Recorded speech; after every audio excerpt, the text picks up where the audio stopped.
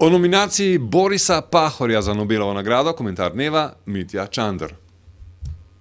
Ob Nobelovi nagradi za književnost se moramo v izhodišču zavedati, da na njeno podeljevanje vpliva kar precej faktorjev. Gotovo tudi politična in drugačna angažiranost pisateljev, ki jo dobijo, in njihove širše kontekstualne zgodbe.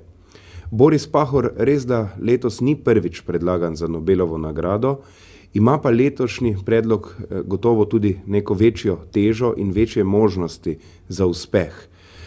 Zavedati se moramo, da je Pahor prav v zadnjih 2-3 letih doživel izjemen sprejem po Evropi in po svetu.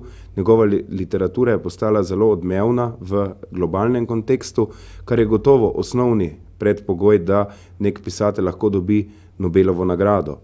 Druga stvar, ki je izjemno pomembna, je njegova življenjska zgodba, o kateri pričuje skozi svoja literarna dela.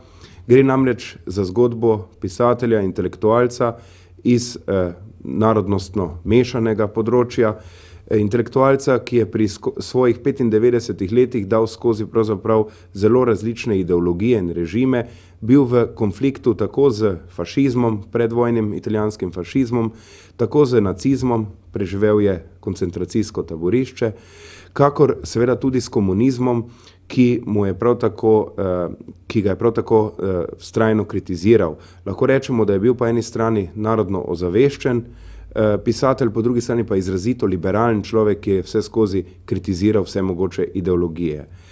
Nobelovo nagrado je res da pred nekaj leti že dobil Imre Kertész, pisatelj judovskega porekla, ki je prav tako popisoval grozote nacističnega taborišča, in to bi na nek način lahko zmanjšalo možnosti Pahorju, da dobi nagrado, pa vendarle mislim, da je Pahorjeva zgodba zelo zanimiva tudi za podeljevalce nagrade, zato ker zajema, kot že rečeno, še več drugih faktorjev, od tega, da živi na mešanem ozemlju, do tega, da je dejansko bil v konfliktu z zelo različnimi ideologijami.